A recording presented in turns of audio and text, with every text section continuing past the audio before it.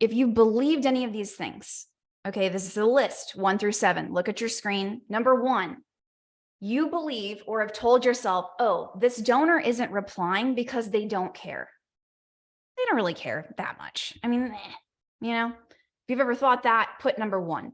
Number 2, they're super busy and this just isn't a priority right now. Our organization, what we're doing, it's not a priority. Why would donors want to meet with me? Have you ever thought that? I don't really have much to bring to the table. These people are so important. Who am I? Katie says, eek, all of the above.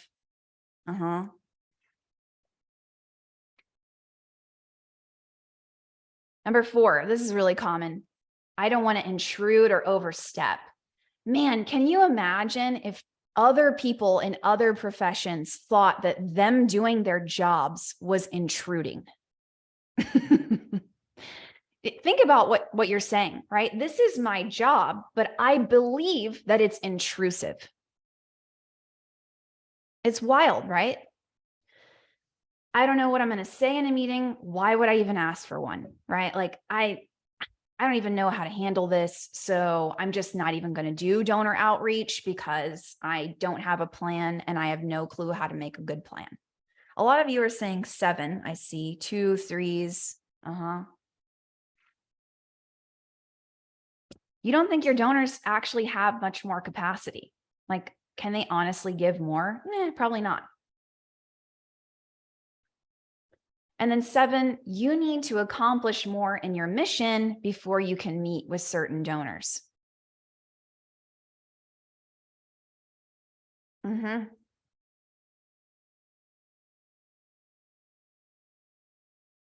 Yeah, I'm thinking all these thoughts.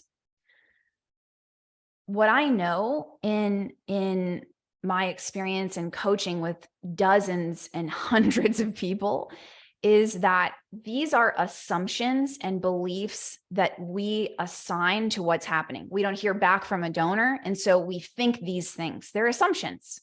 Put in the comments, they're assumptions. This is an assumption.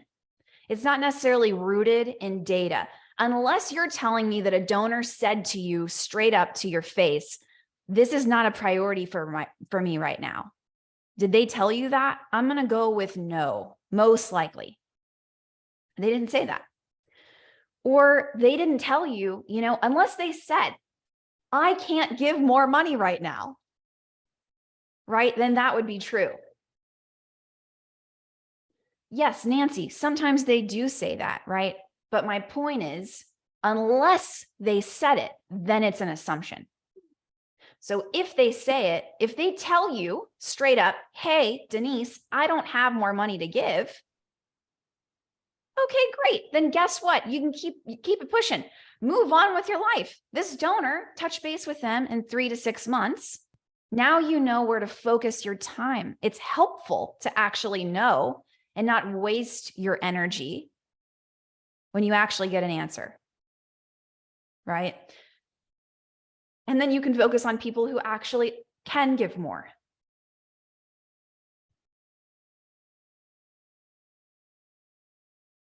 So here's how you overcome that. Consider that you are wrong. Put it in the comments. I'm probably wrong. Or I'm wrong. I'm wrong about that. I'm wrong about the fact that they don't care. I'm wrong. I'm wrong about the fact that they don't have more to give. I'm wrong about that, actually. I project our communities struggling onto our donors struggling, when actually you don't have any clue about their financial situation, actually. You don't have any clue. Melanie, I'm often wrong. Yep. If they didn't tell you themselves, then I want you to question it. Write that down. I will question it. If they didn't tell you, if it didn't come from their mouth, question it. Why am I thinking that they don't have any more capacity? Wait a minute. My job is to raise more money, but I believe that none of my donors can give more. Is that true? Why am I choosing to believe this? Is it because maybe I'm afraid? Is it because I don't want to hear no? Is it because I don't actually believe in the mission? I don't think it's the best use of their money. I mean, let's get real. What is it? I don't think that we are worthy of $1 million. I don't think I'm a leader that is worthy of asking for $1 million and receiving it.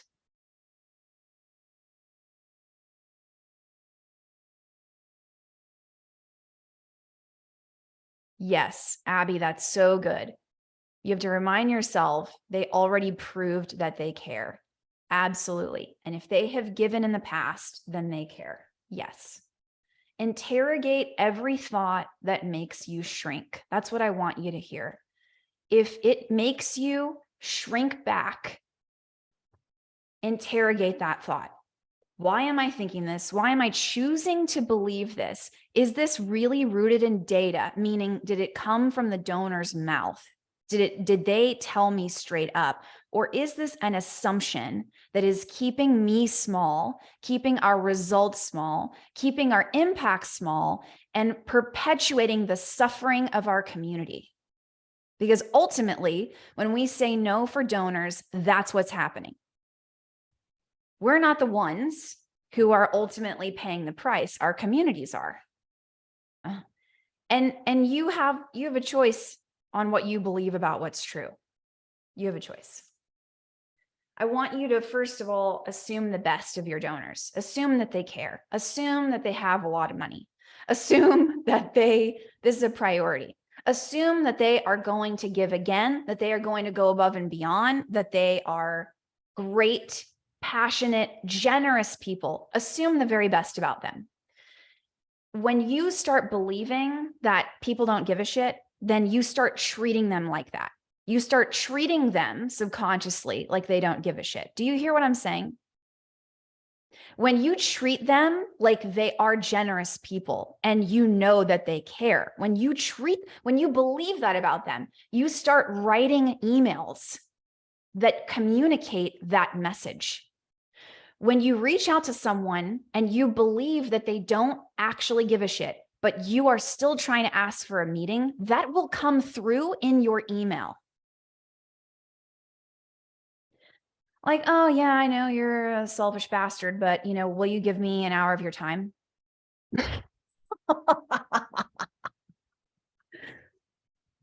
Would you want to meet with somebody who you get that sense?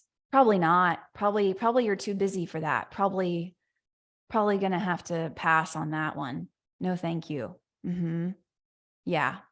Let's just be honest. If you believe really terrible things about your donors, or you think, or it doesn't even have to be really terrible. It doesn't have to be that egregious. It could be, you know what? They're just rude, or they don't get back to me. This isn't a priority.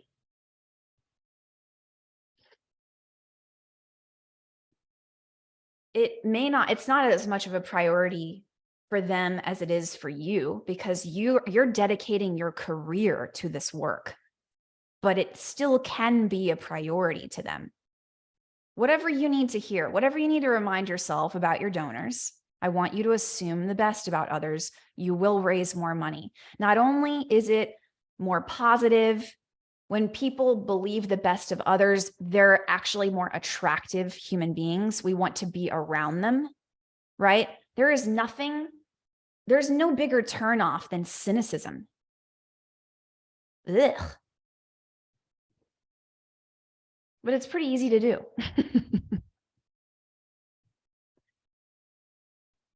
This one's going to be even more challenging for you. I want you to assume the best about yourself. Some of you maybe believe really great things about your donors, but you're not totally sold on your worth. And what I want you to hear is that you're going to get more meetings when you believe that it's a good use of your donor's time to meet with you. If you believe that you are intruding on their time, you won't book meetings. And it has nothing to do with your donor. It has everything to do with you. Do you hear what I'm saying? Some of you are still in the fight for your life and believing if you are worthy, and you are working yourself to the bone, trying to prove your worthiness. And creating results isn't going to prove your worthiness. You already got results, babe. You made it this far. When would be a good time for you to just believe I'm worthy of meeting with rich people and raising millions of dollars? Because this is personal. This is personal. The reason you're not raising more money is personal. Put it in the chat. It's freaking personal. The reason I'm not getting the results, the reason that I'm working so many hours and working myself to the bone and I'm not getting the results based on all the work I'm putting in, it's freaking personal, dude. I know this. I know this.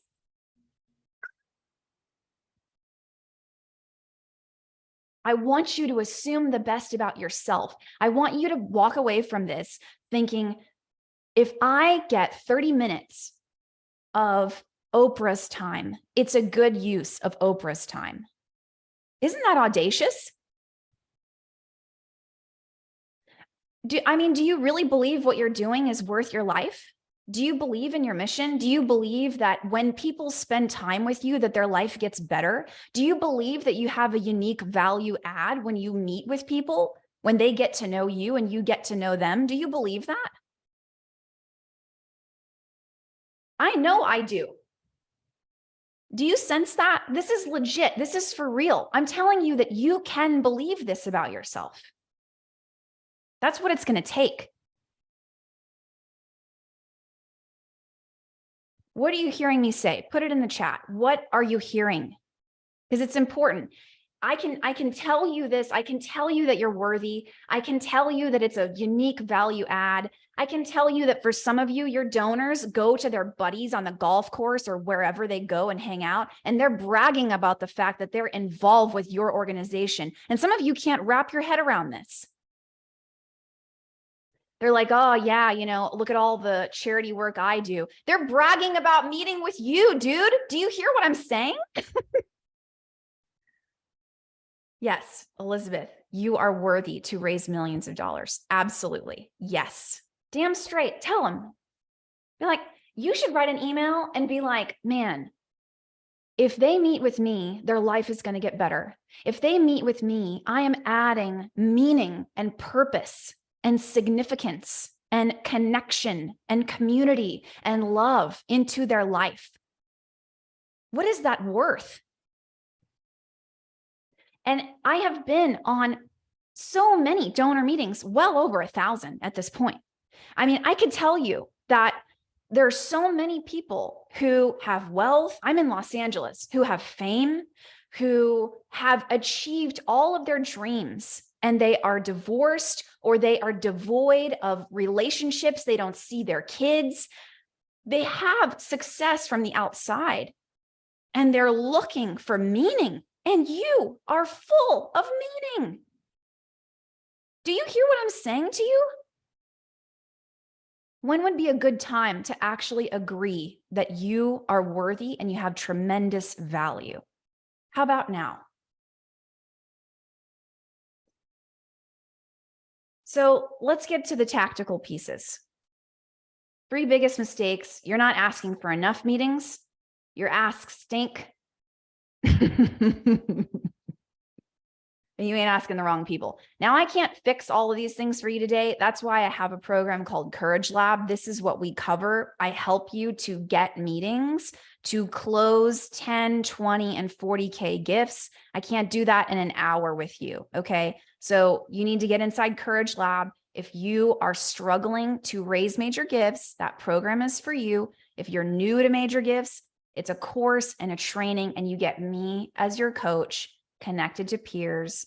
You can go on my website, julieordonez.com. Okay. You can learn more about that. We're going to talk about 1 and 2 today, really. And primarily we're going to spend a lot of time on 2, because even if you don't increase the frequency, I want you to increase the quality. So put in the chat, increase the quality. If you're hearing me, if you're with me, that's what we're going to work on today. And I have some case studies. Great.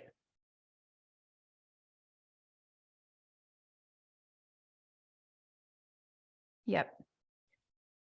Okay. So here's some practical things, because I guarantee that you haven't tried everything. Okay. This is where you take notes and you put it in the chat. Your email should start out with thanking them specifically. And please don't say, I'm reaching out today because I would like to thank you for, just say, start out with the words, thank you. Put it in the chat. Thank you. Thank you, Jackie, for donating this year and changing lives with us. That is a great first sentence. Personalize everything. If you start out a mother-loving email with dear friend, or there is no personalization, why in the hell do you expect someone to give you a major gift?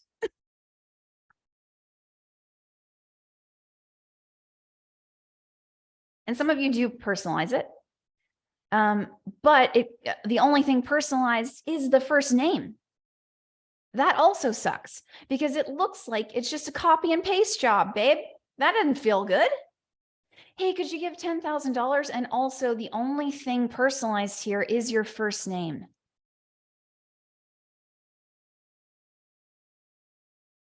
Get to the point. Some of you, your request for a meeting is like hidden in these super long paragraphs, and it's like somewhere in, and I can't even, I mean, I'm like, what is, it's like homework to figure out what is going on in this email, because it's just too long. It should be like, so to the point, like get to the point. You know what I'm saying? Put it in the chat, get to the point. You need to have a purpose for the meeting, and you need to spell it out.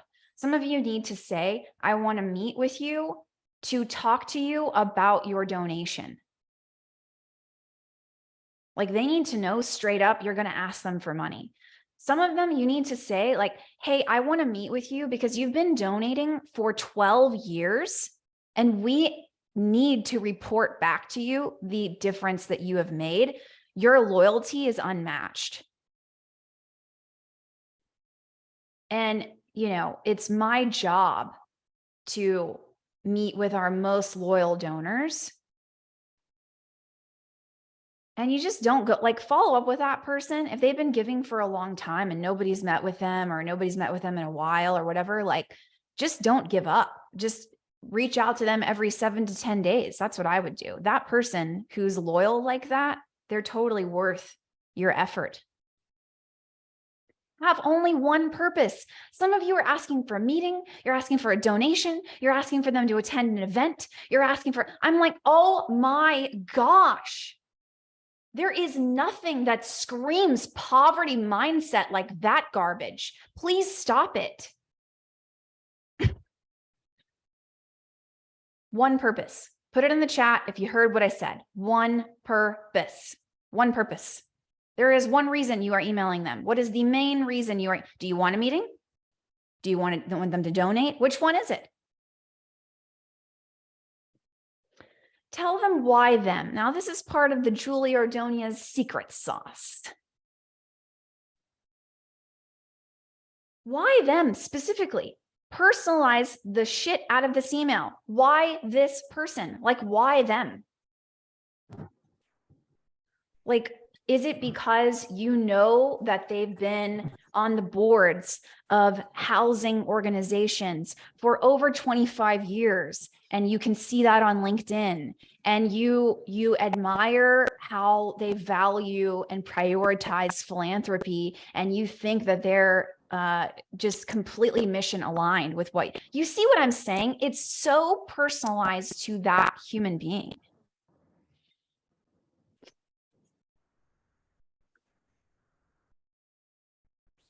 Poverty mindset, meaning like, I've got to get everything in this email because this is the only, like, we're not going to have much time with them. We're not going to be able to build a relationship. We're not going to get a meeting. So we got to get everything in this email. We got to just dump all the information, just tell them everything and just get everything out there right now in this one email. And it's just like, you know, it's okay. Like, you could chill, you know, there's time, there's space. It's okay. Ask for 20 minutes of their time. Very rarely when I ask for 20 minutes, do I end up with only 20 minutes. It usually we hit it off and they somehow have an hour available. But if you're asking for an hour up front, I mean, I don't know, maybe not. You know what I'm saying? Like, they're like thinking, what am I going to do with you for an hour if I've never met you? I don't know you. Do I want to give you an hour of my time? Here's the deal with fundraisers and then major donors. Major donors know that they can make money anytime that they need to make money. Their money is making money while they're sleeping. Time is something they can't get back. But fundraisers typically have a different point of view. We are so willy-nilly with our time, but we think there's such a scarce amount of money. And you're coming from a different point of view than your donor, when really we should be giving a premium on asking for their time, which is why I send people handwritten notes for them donating their time to me. That's time they didn't spend with their kids. It's time they weren't with their partner. It's time that they can't get back. 10 grand, they can make that. You see what I'm saying? Do you hear me? If you can't get to the point in 20 minutes, then you need to work on your plan. You need to have a better plan. Offer dates and times in your email, at least 3 of them within the next month. Do the work for them. If you're asking them to come on a tour, tell them we do tours on Tuesdays, Wednesdays, and Thursdays between 10 and 3. I'm available anytime. You can come. Go to them, like physically go. Like, hey, I even mentioned in the email, I'm like, yeah, I know that you live in Pasadena, so I'm happy to come to a coffee shop near you. Yes, Jennifer, there is a recording of this. Follow up in 1 sentence. So you ask for the meeting, you don't hear back. Great. Send them a follow-up email 7 to 10 days later and say, hey, I'd still really love to meet with you. Something personal. Why? Why them? What is the unique value add that they bring? Why them? And if the reason why them is because they're rich, then get a new why them. You actually need to get to know this person. And you can look them up on LinkedIn. You can find them online, right? There's so much that's available. Look in your CRM. Look it up. Even if it's not obvious, like, oh, if you look in the CRM, they've come to the last 3 events that you guys did, or they came to the last 3 volleyball games, or they came to a tour 2 years ago, but they haven't been back since. Hey, I know you came to a tour 2 years ago. I'd love for you to come back and see the changes that you've made possible. You're going to be so proud of this. That's it. That is the follow-up email. What I just said. You see, it's like freaking 1 sentence. Like, just get to the point and then write like they do. So if they really love data and, they've expressed that to you, or if they write like, hello, Sophia, hope you're having a great Tuesday, blah, blah, right? If they write like that, then write like that. If they don't write like that, stop writing like that. Hey, thank you so much. Here's a clear thank you, right? You can introduce yourself. You could just say, I'm Julie with News Story. You don't have to be like, go into a whole thing, right? They're going to meet with you, so they're going to get to know you. Here's what I do. Love to chat and learn why you give. I mean, this is super generic template, right? But I want you to make it your own. This is asking for a Zoom meeting. Yeah, that's what you're asking for. Great. Here's some times that work for me. So there's a clear ask and it's a short amount of time. You could say, when's a good time for you do you have 20 minutes in the month of May? You could make it time bound like that. So this is just So the subject line is finding a time to visit with you in December. This is to a donor who gave, right? This year has been a year of abundance for our organization. We're grateful for you. And then here's some stats. You provided one-on-one support for 53 high school seniors who are at risk of dropping out. Great. This is really awesome. Congratulations on all of this amazing work. Love it. Raquel and I would love to find a time to connect with you, share more about our impact, learn from you about your priorities and how you might be able to continue to support our success for next year. Do you have 45 to 60 minutes during December 6th through 9th or the 14th through 16th that we could visit you? And then PS, and there was a flyer attached about adopting a family for Christmas in Boyle Heights. Yeah. So, okay, this is a good email. You agree? Put it in the chat. Good email. Sophia, it's a good email. But, didn't get a reply. So that's kind of the purpose of sending it. So here's my rewrite. And I changed the subject. I gave you a few options. So they're really personalized. Wick, thank you. That's an option. Wick, would love to meet you. Wick, you've changed Taylor's life. You'll see what that means in a second. Wick, available to meet. Wick, let's meet. These are all better. Why? Because they're personalized. Because it's clear and it's personalized and it's engaging. I know now that this is not a copy and paste job. So Wick, thank you, right? Strong start. If it says your name, if it says Chris, Cynthia, Megan, Holly, Elizabeth, Wendy, if it said your name and then thank you, you're going to be more inclined to keep reading. Yes? You've helped change lives so kids like Taylor can graduate on time. You can take any stat and turn it into a story in one sentence or two. So I made this up. I don't even know if this is true. This is totally made up.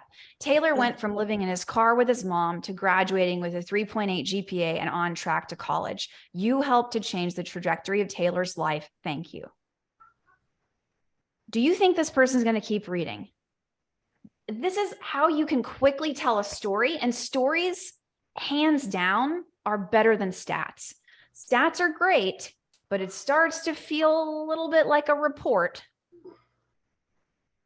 And unless Wick tells you, you know what, Sophia, send me stats all day, baby. Send me all the stats. I love the stats.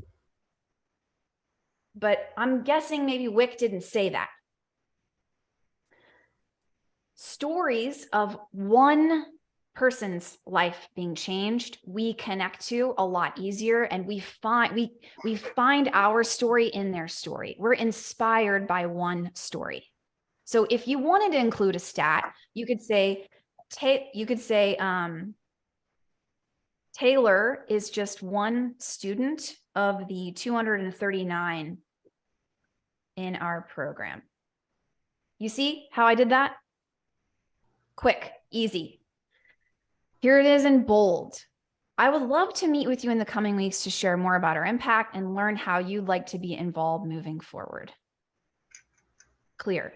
When works for you and for a 20-minute coffee in the coming weeks? Below are a few options. I'm happy to come wherever is most convenient for you. I believe you live in Culver City. I made this up. That's obvious that I made it up, isn't it? Okay, duh. Here's 3 to 4 times. Thanks again. And then the PS, I said, you can sponsor Christmas for families like Taylor and his mom by clicking here. Boomski.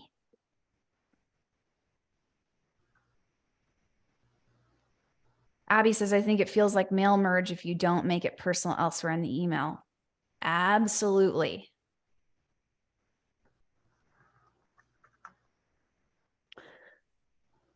What's up? Yeah, Mackenzie got family in Boyle Heights. That's awesome. Yes. Great. So what do you notice about this email that's just a little bit different? What do you notice? Put it in the chat. Share your notes. with your peers. Let's learn together. Short and to the point. It's tighter. Bolded the action. More personal. Your impact rather than our impact. Totally. And you know what? When you, some of you know this, like Chris Duran, you know this, like when you build relationships with people, they start using our impact, right? They start saying we. But until you get to that place of ownership with the donor, you do need to say you, like, hey, you did this. You helped us to do this. There's nothing wrong with that. Just like you, as the fundraiser, you as the leader have an impact on the organization as well. This is Sarah with Soda. Thank you, Sarah. So this is a lapsed donor and we got no reply here. So here we go. Subject line is your impact with Soda. Hi, Ruth. I wanted to reach out to let you know how I appreciate your donation of $1,000 at the end of 21. I tried to get in touch with you at the end of this past year, but I'm not sure if my emails went through as I didn't hear back. I hope everything is okay. Sarah went through Courage Lab, so she knows my hack that I hope everything is okay, usually gets a reply. If you have somebody who you've reached out to like so many times, you know, more than 4 or 5, and they haven't replied, I think it's great to just actually care if they are okay. If it's someone who you've met with before, like Ruth has met with Sarah previously, they have a relationship. So it would make sense to actually be like a caring person. Like, hey, hope you're all right. I was just talking to a student named Lola who became passionate about organ donation after her brother passed away and was an organ donor. Her story reminded me of my own, and it made me think of the conversation we had just over a year ago and your connection to organ donation. Because of Soda, Lola is now able to share Daniel's story, that's her brother who passed, with her community and to get her peers involved. Not only does Lola get to learn valuable leadership skills, she honors her brother's legacy. With more than 106,000 people waiting, this work is urgently needed. I want to invite you to contribute $2,500 to Soda to make sure students like Lola can continue to make a life-saving impact through 2023. Thank you for your consideration and support. So you know the drill, put it in the chat what you think is good and what works about this email. What do you notice? Clear ass, personal story, very personal. Yeah, man, I love the story. Isn't that gorgeous? Ugh, it's so great. Recall the past conversation with the donor. Yes, that is a pro move. Absolutely. Yes, so good. So here's my rewrite. Here's some subject lines. Ruth, hope you are okay. Everything okay? Ruth would love to reconnect. Ruth, thinking of you, right? You can decide, like these are all different levels of intensity. Like Ruth thinking of you, that's kind of nice. And it's true. She was thinking of her. Why not say that? Hi, Ruth. I get right to the point, but this is, again, this is more my style and this is effective. Hi, Ruth. I've emailed a few times and haven't heard back. Hope you're okay. I just spoke with a student, Lola, and her story reminded me of you and our conversation. Lola became passionate about organ donation after her brother passed away and was an organ donor. She now tells her brother's story and has gotten her friends to become organ donors. She is a leader at her school while honoring her brother's legacy. This is the work we do together at Soda, and I couldn't be prouder. I hope you feel proud too. You helped make this possible.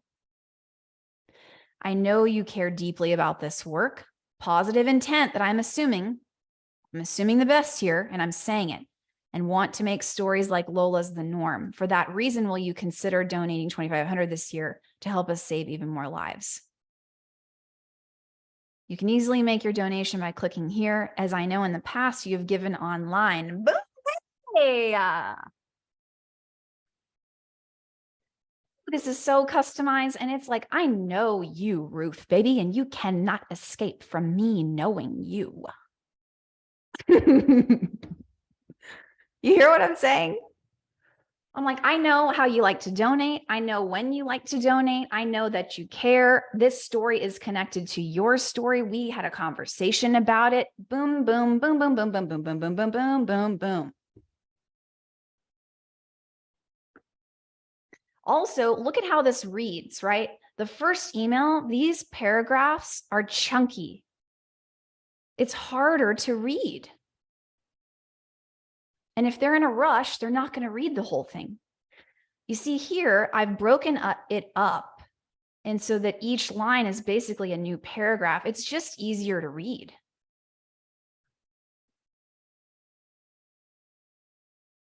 And you could bold part of this, right? You could bold this part. You help make this possible. You could bold this part. I know you care deeply. You could bold the ask. Will you consider? Study 3. Okay. Jesse from City Academy. What's up, Jesse? If you're you in here, say hello in the chat. Ask for a tour. How many of you do tours? Put tour in the chat if it's something that you would do. Yeah, look at all those tours. Okay, here we go. Subject, hello from City Academy. Good afternoon. My name is Jessie Goodhart, and I am the new Director of Development at City Academy. I want to introduce myself and thank you for your past support. Your support means so much to City Academy and our scholars. Thank you. It looks like you haven't been in for a tour recently. If you have some time, I would love to invite you in for a school tour to show you how we've grown. Let me know if I can set something up for you, best Jessie. A lot of exclamation points for my taste, but hey, you do you, Jessie. I like it. Okay. This seems like your style and you own that. I like that. I like it. So here's my rewrite. Subject, I gave you several options here. Bill, would love to have you for a private tour. Are you noticing that every subject line has their first name? Do you notice that? This is not, stop talking about mail merges. If these people can give you $10,000, freaking spend 30 minutes and write one really great email. Isn't that worth 10K? Hello? The things that raise the most money do not scale. It's highly individualized, highly customized, high touch.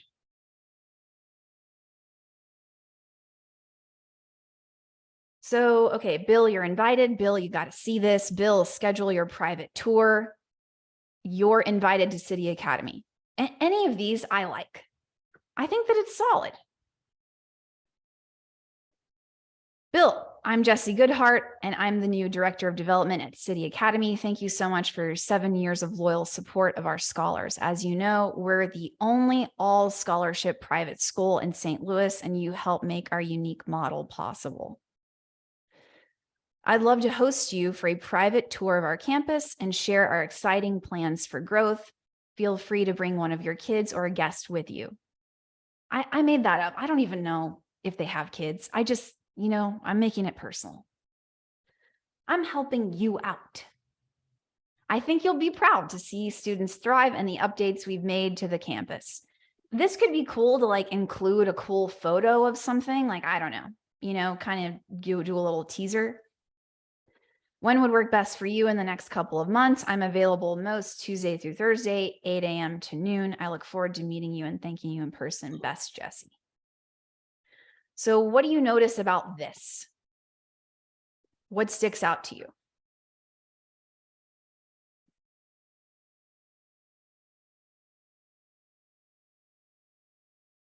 Very personal and shares impact, less passive, high touch, private, personal. It's broken up more, yes. The call to action is concrete, acknowledged a number of years as a donor. Indeed.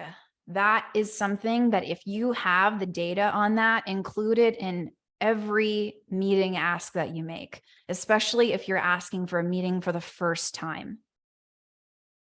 Honor them, create a culture of honor, celebrate loyalty, and you will get more of it.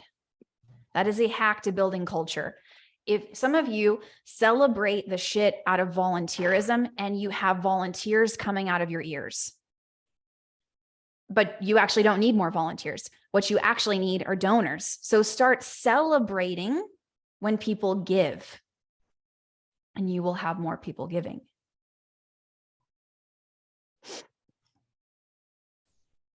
Yeah, what we want to do is make it so easy for Bill to reply and be like, this sounds great. Absolutely. Doesn't it make it a lot easier to reply and just quickly pick a date and a time?